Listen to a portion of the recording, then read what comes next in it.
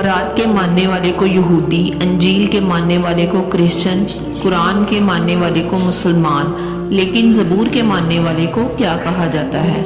और ये लोग इस वक्त कहाँ मौजूद हैं? हम सभी जानते हैं कि अल्लाह ताला ने अपने पैगंबरों पर 4 आसमानी किताबें नाजिल की, जो कि मुख्तलिफ अदवार में नाजिल हुई, जो तरतीब के लिहाज से तौरात, ज़बूर, अंजील और कुरान मजीद हैं। लेकिन इस्लामी तारीख़ में कहीं भी आपको ज़बूर का जिक्र, इसकी तारीख़ या इसकी तफसीलात नहीं मिलेंगी। मगर ऐसा क्यों है? क्यों इस इल्हामी किताब को दुनिया में आज भी इतना ज़्यादा डिस्कस नहीं किया जाता जितना कि तौरात, अंजील और कुरान मजीद को किया जाता है? क्या अभी भी ये अपनी असली हालत में मौजूद है? इसमें क्या क्या लिखा है, या फिर इसमें क्या क्या मौजूद है? आज की इस वीडियो में हम इन्हीं सवालात के जवाबात जानने की कोशिश करेंगे।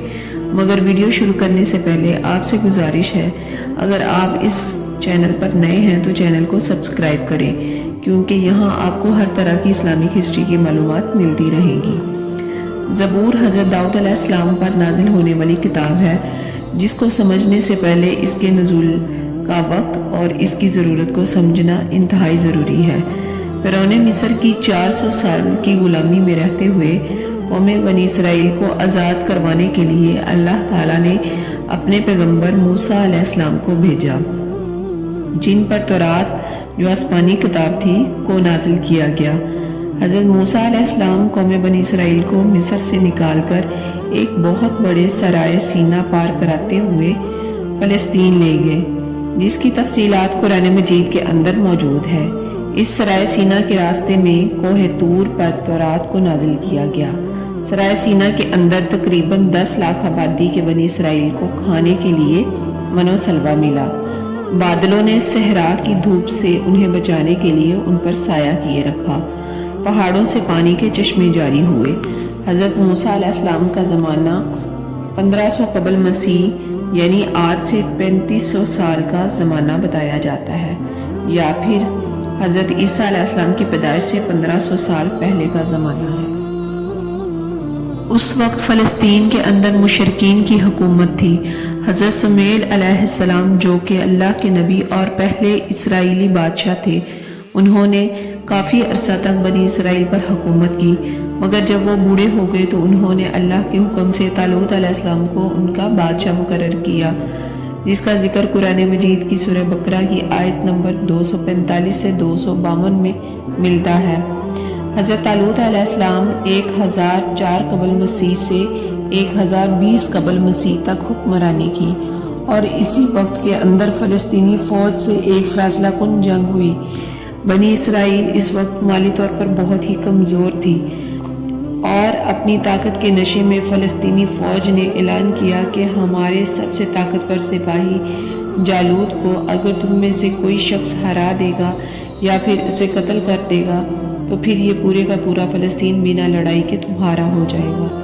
तालूत अलैहिस्सलाम ने ये ऐलान किया कि जो भी शख्स ये काम करेगा तो मैं अपनी बेटी की शादी उससे करवा दूंगा, और वो बनी इसराइल का अगला बादशाह होगा।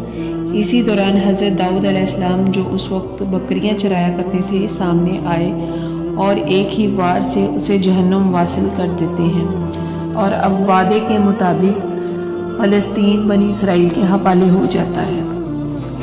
इसी फ़लस्तीनी फ़ौज से ताबूत सकीना भी वापस ले लिया गया, जिसके अंदर हज़रत मूसा अलैहिस्सलाम और हज़रत हारून अलैहिस्सलाम के तबरकात मौजूद थे। हज़रत तालूत अलैहिस्सलाम की वफ़ात के बाद हज़रत दाऊद अलैहिस्सलाम बनी इसराइल के बादशाह बने, और फिर बैतुल मुक़द्दस के अंदर अपना दारुल हुकूमत कायम किया, जिसका नाम है हिब्रोन। अब तक शरीयत अल्लाह का कानून तौरात ही था, और हज़रत दाऊद अलैहिस्सलाम ने पहली बार बनी इसराइल कौम या फिर यहूदी कौम के लिए बाकायदा तौर पर एक इबादतगाह कायम करने की शुरुआत की। इससे पहले यहूदियों में किसी इबादतगाह का तस्वुर मौजूद नहीं था। यहाँ पर ताबूत सकीना को भी लाकर रखा गया, मगर ये हज़रत दाऊद अलैहिस्सलाम की ज़िंदगी में मुकम्मल तामीर ना हो सका, बल्कि उनके बेटे हज़रत सुलेमान अलैहिस्सलाम ने इसे तामीर किया, जिनके नाम की मुनासबत से इसे हैकल सुलेमानी कहा जाता है। अब चूंकि बनी इसराइल के पास किताब भी थी, عبادت کا تصور بھی تھا، لہٰذا حضرت داؤد علیہ السلام کی زندگی میں ان پر زبور نازل ہوئی، جس کا لفظی مطلب ہے ٹکڑا۔ زبور کوئی شریعت کی کتاب نہیں ہے بلکہ اللہ تعالیٰ کی حمد و ثنا کی کتاب ہے۔ اللہ تعالیٰ نے حضرت داؤد علیہ السلام کو لوہے کو نرم کرنے کی طاقت اور انتہائی خوبصورت آواز عطا کرنے کے ساتھ ساتھ اللہ کی حمد و ثنا اتنے خوبصورت انداز میں بیان کرنے کا معجزہ عطا کیا تھا کہ جو آج تک کسی اور کو عطا نہیں ہوا۔ زبور پوری کی پوری کتاب اللہ تعالیٰ کی بڑائیوں، اس کی حمد و ثنا سے بھری پڑی ہے۔ اس کے اندر زندگی گزارنے کے کوئی احکامات موجود نہیں ہیں، نہ ہی کوئی تعریف، پیشن گوئیاں یا اخلاقیات جیسا کچھ موجود ہے۔ یعنی زبور کی بنیاد پر کسی معاشرے کی بنیاد نہیں رکھی جا سکتی۔ یہ کوئی الگ سے شریعت یا اللہ کا قانون نہیں ہے۔ اس کتاب کے نازل ہونے کے بعد بنی اسرائیل قوم کو باقاعدہ طور پر اللہ تعالیٰ کی حمد و ثنا اور عبادت کا طریقہ سکھایا گیا۔ حضرت داؤد علیہ السلام اپنے ساز کے ساتھ جب زبور کی تلاوت کیا کرتے، آسمان، پہاڑ، ندیاں، چرند پرند آپ کے ساتھ جھومنے لگتے۔ اس کلام اور آپ کی آواز میں اتنا اثر تھا کہ یہ دنیا کے اندر انسانوں کو جنت کی آواز محسوس ہوتی تھی۔ حضرت داؤد علیہ السلام کی وفات کے بعد یہ آواز تو نہ رہی، مگر یہ کلام قوم بنی اسرائیل ہیکل سلیمانی کے اندر خدا کی بڑائی اور اس کی حمد کو بیان کرنے کے لیے پہلے بھی پڑھا کرتی تھی اور اب بھی پڑھتی ہے، جو کہ ہزاروں سال سے ایک جنریشن سے دوسری جنریشن میں منتقل ہوتے ہوتے اپنی اصلی حالت میں نہ تو مکمل طور پر محفوظ ہے اور نہ ہی جو چیزیں اللہ نے حضرت داؤد علیہ السلام پر نازل کی تھی ویسے ہی موجود ہیں۔ یہ تمام آسمانی الفاظ یعنی حضرت موسیٰ علیہ السلام پر نازل ہونے والی تورات پر پہلے کے صحیفے خود تورات اور زبور کو اولڈ ٹیسٹمنٹ یا عہد نامہ قدیم کے نام سے جانا جاتا ہے، جبکہ انجیل مقدس کے تمام نسخوں اور اصولوں کے اعمال، حواریوں کے خطوط اور مکاشہ جس کے اندر شامل ہیں، اس کو عہد نامہ جدید اور نیو ٹیسٹمنٹ کے نام سے جانا جاتا ہے۔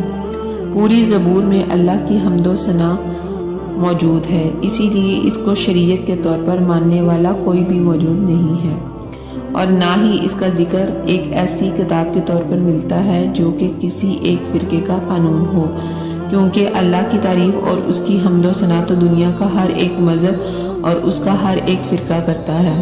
حضرت داؤد علیہ السلام اور حضرت سلیمان علیہ السلام کی وفات کے بعد قوم بنی اسرائیل جادو ٹونے، سود خوری، ظلم کے لیے تورات کی آیات کو اپنے مفاد کے لیے اور پیسے کے عوض بدلنے لگے، تو ان کی اصلاح کے لیے انہی میں سے ایک پیغمبر حضرت عیسیٰ علیہ السلام بھیجے گئے، جن کی شریعت بھی تورات ہی تھی، اور ان پر جو کتاب انجیل مقدس نازل ہوئی اس کا موضوع تو تزکیہ نفس، اخلاقی اصلاح اور حکمت کا بیان ہے، کیونکہ یہود کے علماء کے اندر جو بگاڑ موجود تھا وہ اخلاقی طور پر تھا، اسی لیے تورات کی باقی تمام شریعت کو بالکل ویسے ہی رکھا گیا جیسے انجیل کی صورت میں کچھ احکام اللہ نے نازل کر کے ان کی اصلاح کی کوشش کی، مگر ان لوگوں نے حضرت عیسیٰ علیہ السلام کو بھی جھوٹا کہہ کر ان کا بھی انکار کر دیا۔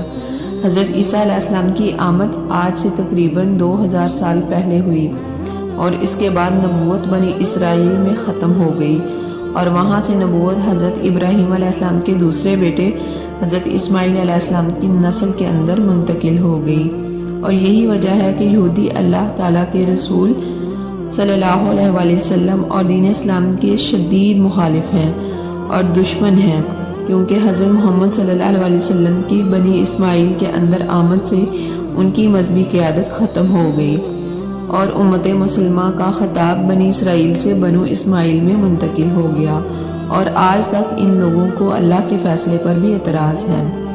اللہ تعالی ہمیں سمجھنے کی اور نیک عمل کرنے کی توفیق عطا فرمائے۔ یہ معلوماتی ویڈیو اگر آپ کو پسند آئی ہے تو اس کو لائک کریں اور شیئر کریں۔